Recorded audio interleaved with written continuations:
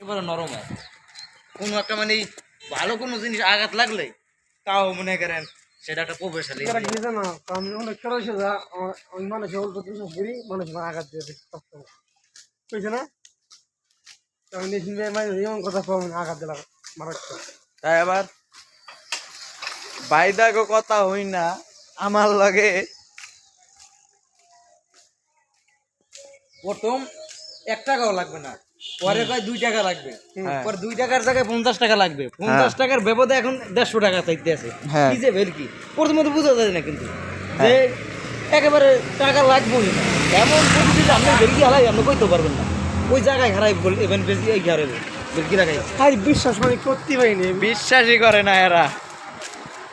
আমার কাছে 60 টাকা, তোমার কাছে 50 টাকা, তোমার কাছে 10 টাকা বেশি।